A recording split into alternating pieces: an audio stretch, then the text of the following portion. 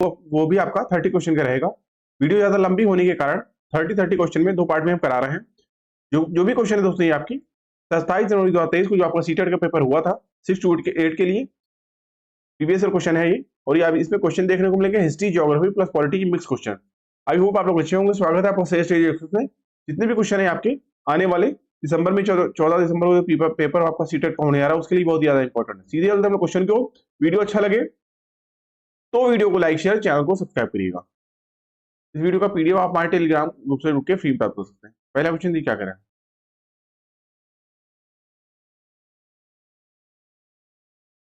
जैसे जैसे लोगों ने पशुओं को पालतू बनाना आरंभ किया, पालतू पशु धीरे धीरे जंगली पशुओं से इस रूप से भिन्न होते गए। इस क्वेश्चन के लिए आपका सी ऑप्शन राइट होगा। ए और बी दोनों जो है सही है।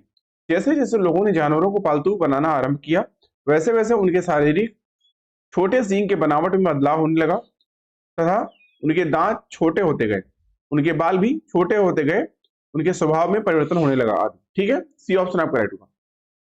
अगला क्वेश्चन, मुगल शासकों ने के अभियानों के संदर्भ में निम्नलिखित का बयान कीजिए और उपयुक्त विकल्प का चुनाव कीजिए। चंदेरी का युद्ध, चौसा का युद्ध, अहमदनगर को राज्य में मिला लिया, बीजापुर को राज्य में मिला लिया। इस क्वेश्चन के लिए आपका सी ऑप्शन राइट होगा। ठीक है, चंदेरी का युद्ध ये आपका 1528, वहीं चौसा का युद्ध 1539, फिर अहमदनगर को राज्य में मिला लिया जाना 1632, फिर बीजापुर को राज्य में मिला लिया जाना 1685। ठीक है, इस हिसाब से सी ऑप्शन आपका राइट होगा। अगला क्वेश्चन, निम्नलिखित में से किस गुप्त वंश शासक ने महाराजाधिराज की उपाधि का प्रयोग किया था।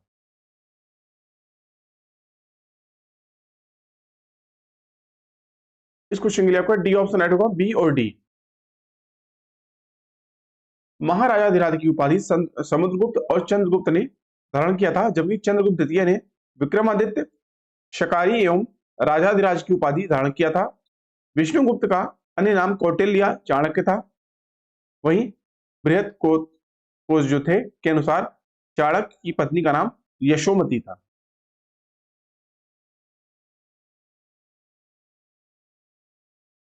डी ऑप्शन आपका राइट होगा। अगला क्वेश्चन,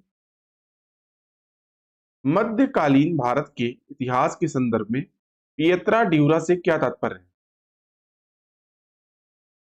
इस क्वेश्चन के लिए आपका बी ऑप्शन राइट होगा। पियत्रा ड्यूरा शैली भवन निर्माण से जुड़ी हुई है। इसमें उत्कीर्ण संगमरमर एवं बलुआ पत्थर पर रंगीन कठोर पत्थर को दबाकर सुंदर अलंकृत नमूने बनाए जाते थे। इसका पहला उदाहरण एतमादुद्दौला का मकबरा है। बी ऑप्शन आपका राइट होगा। अगला क्वेश्चन, क्षेत्रीय संस्कृतियों के संदर्भ में निम्नलिखित का मिलान कीजिए और उपयुक्त विकल्प का चुनाव कीजिए। महोदयपुरम, अनंतवर्मन, मंगल काव्य, बसोहली। इस क्वेश्चन के लिए आपका डी ऑप्शन राइट होगा। डी ऑप्शन आपका इस क्वेश्चन के राइट होगा। महोदयपुरम तो आपका केरल, अनंतवर्मन उड़ीसा, मंगल काव्य बंगाल, बसोहली कांगड़ा। डी ऑप्शन आपका राइट होगा। अगला क्वेश्चन, निम्नलिखित कथनों को पढ़िए और उपयुक्त विकल्प का चयन कीजिए। आर्यभट्ट ने लिखा कि दिन और रात पृथ्वी की अपनी धुरी पर चक्कर काटने की वजह से होते हैं। वहीं आर्यभट्ट ने ग्रहण के बारे में वैज्ञानिक तर्क दिया। ए ऑप्शन आपका इस क्वेश्चन का राइट होगा। आर्यभट्ट ने ग्रहण के बारे में वैज्ञानिक तर्क दिया था। उन्होंने बताया कि दिन और रात पृथ्वी की अपनी धुरी पर चक्कर काटने की वजह से होती है। इनका प्रसिद्ध ग्रंथ आर्यभट्टियम। ए ऑप्शन आपका राइट होगा। अगला क्वेश्चन, इनमें से कौन सही सुमेलित नहीं है।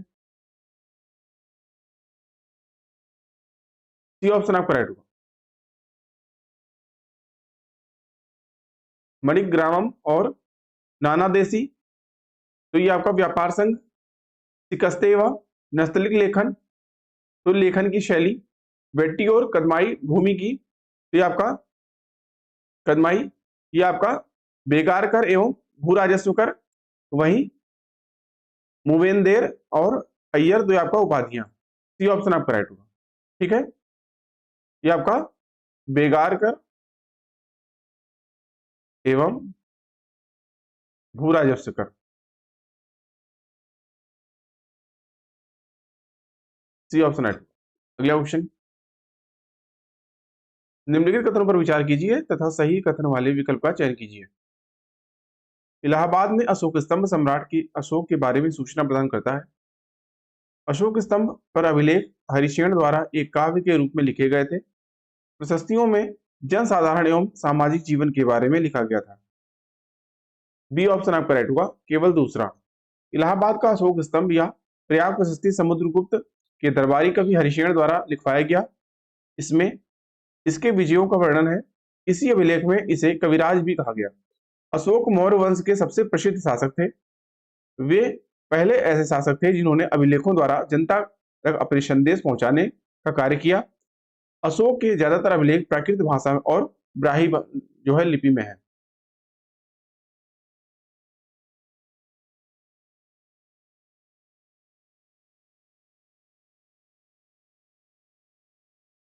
बी ऑप्शन आपका राइट। अगला क्वेश्चन, कथनों ए तथा बी को पढ़ें और सही उत्तर चुनें। ए, वीरासलिंगम पंतुलु ने विधवा पुनर्विवाह के समर्थन में मद्रास प्रेसिडेंसी में एक संगठन बनाया था। वहीं बी, आर्य समाज की स्थापना करने वाले स्वामी दयानंद सरस्वती ने भी विधवा पुनर्विवाह का समर्थन किया। ए ऑप्शन आपका राइट होगा। ए और बी दोनों सही हैं। वीरासलिंगम पंतुलु ने विधवा पुनर्विवाह के समर्थन में मद्रास प्रेसिडेंसी में एक संगठन बनाया था। आर्य समाज के संस्थापक दयानंद सरस्वती भी विधवा विवाह के समर्थन में के थे तथा दोनों कथन सत्य हैं। अगला क्वेश्चन, 19वीं शताब्दी के भारत में सिंह सभाओं का गठन क्यों हुआ?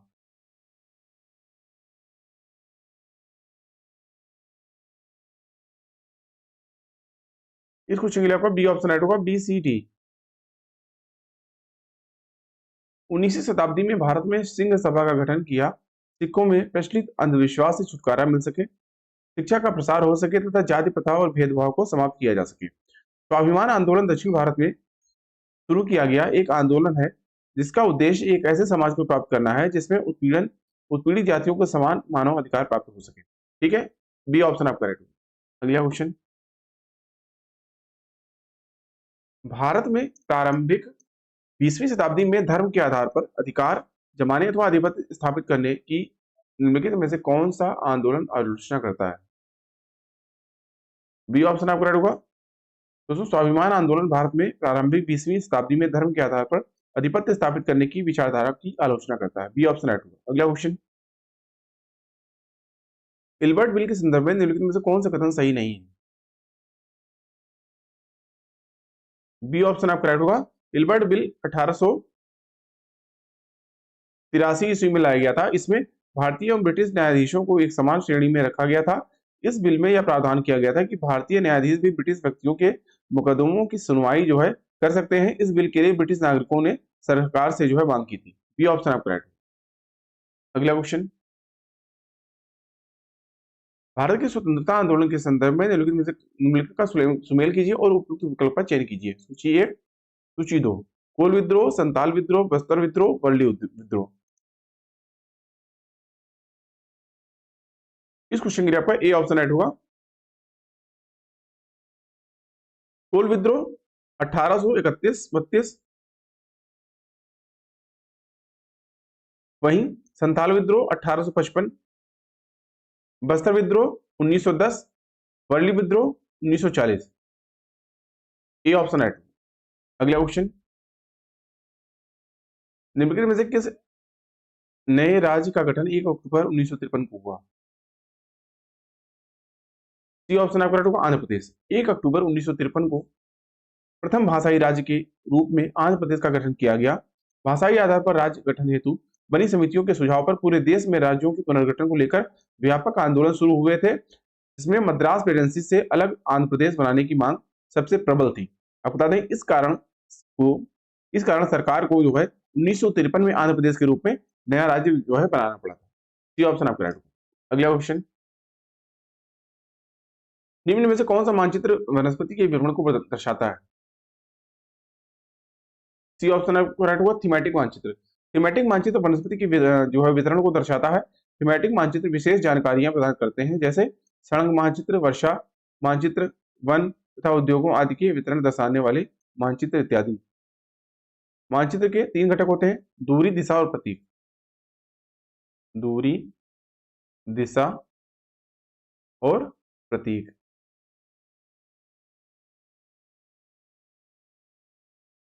मानचित्र के 3 घटक होते हैं, ठीक है। ऑप्शन आपका राइट। अगला क्वेश्चन, जब हम एक भारतीय शहर से ऑस्ट्रेलिया की राजधानी कैनबरा, जो 149 डिग्री 7 मिनट पूर्व की यात्रा करेंगे, तब हम कितने घंटे अर्जित करेंगे या गंवाएंगे? शहर तक पहुंचने के लिए लगने वाले आवश्यक समय को हम नजरअंदाज कर दें।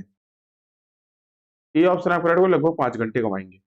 भारतीय शहर और ऑस्ट्रेलिया की राजधानी कैनबरा की यात्रा करने पर लगभग 5 घंटे के समय की कमी आती है। ये ऑप्शन आपका राइट होगा। अगला क्वेश्चन, नीचे दिए गए कथन ए तथा बी को पढ़ें तथा उपयुक्त विकल्प का चुनाव कीजिए। 21 जून को उत्तर अयनांत होता है तथा मकर रेखा पर सूर्य की किरणें सीधी पड़ती हैं।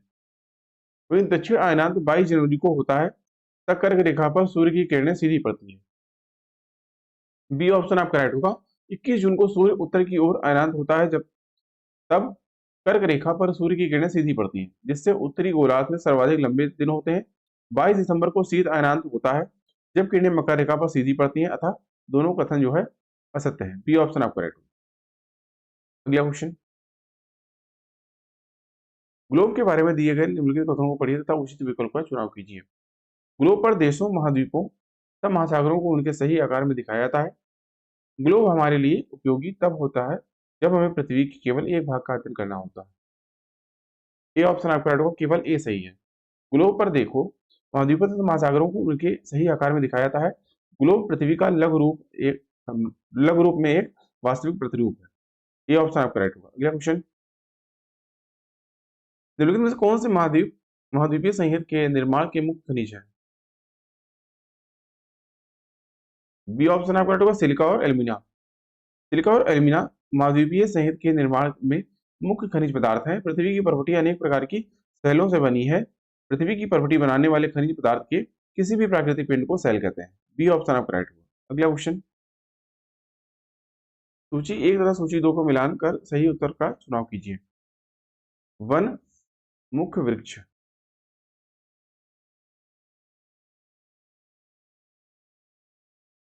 इस क्वेश्चन के लिए आपका सी ऑप्शन राइट होगा। शीतोष्ण पर्णपाती, तो ये आपका बांस एस और बीच में आएगा उष्णकटिबंधीय पर्णपाती, सागवन, साल, शीशम, उष्णकटिबंधीय सदाबहार, रोजवुड, अबनूस, महोगनी, शीतोष्ण सदाबहार, चीड़, यूकलिप्टिस। सी ऑप्शन आपका राइट होगा। अगला क्वेश्चन,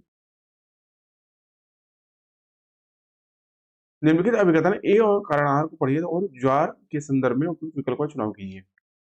अभिकथन ए, पूर्णिमा एवं अमावस्या के दिनों में सबसे ऊंचे ज्वार उठते हैं। कारण आर, सूर्य, चंद्रमा एवं पृथ्वी एक सीध में होते हैं और सूर्य एवं चंद्रमा की शक्तिशाली गुरुत्वाकर्षण बल के कारण ऊंचे ज्वार आते हैं।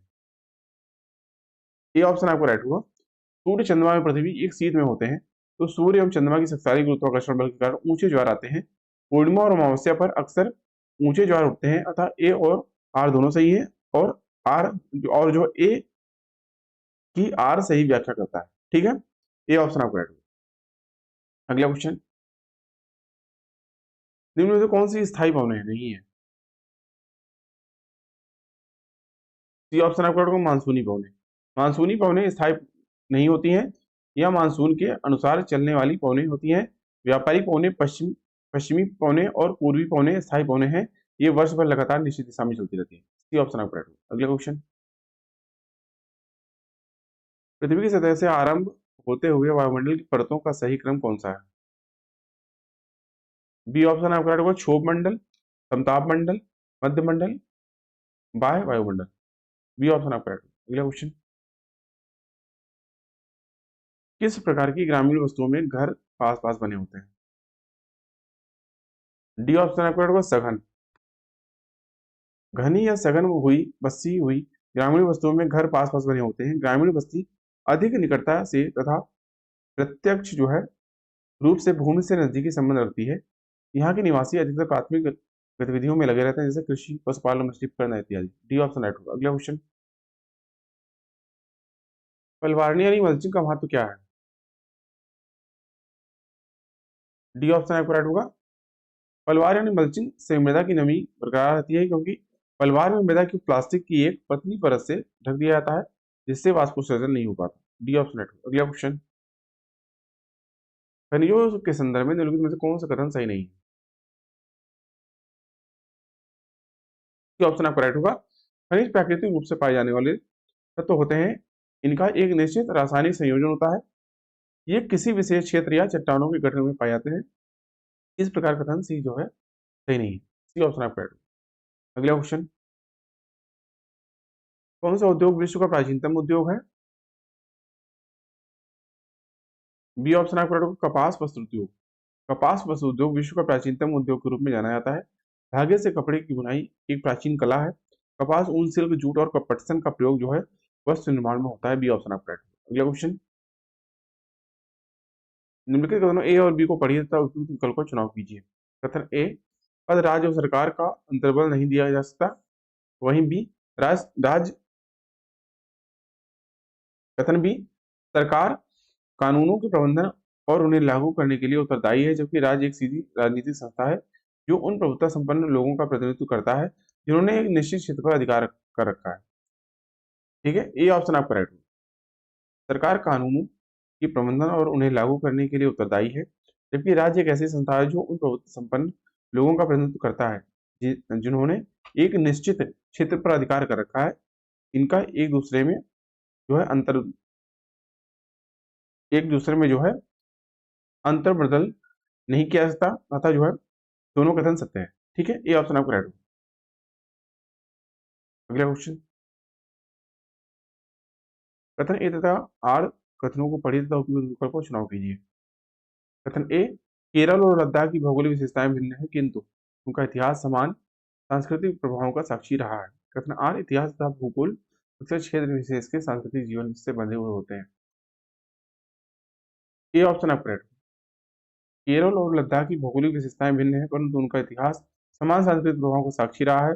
इतिहास और भूगोल अक्सर क्षेत्र विशेष के सांस्कृतिक जीवन से बंधे होते हैं, तथा इस प्रकार कथन ए और आर दोनों सही है तथा आर सही व्याख्या करता है एक ही। ये ऑप्शन आपको राइट होगा। अगला क्वेश्चन, और दोस्तों हमेशा की तरह आज का टेस्ट का क्वेश्चन इस वीडियो का आपके लिए क्वेश्चन क्या है? एक संगठन या अभिकरण है जिसके द्वारा कोई राजनीतिक इकाई अपने प्राधिकरण का प्रयोग करती है और नागरिकों की कार्यों पर नियंत्रण रखती है। इस क्वेश्चन के लिए ए, बी, सी या डी कौन सा ऑप्शन राइट होगा? मंत्रिमंडल, संसद, सरकार या न्यायपालिका?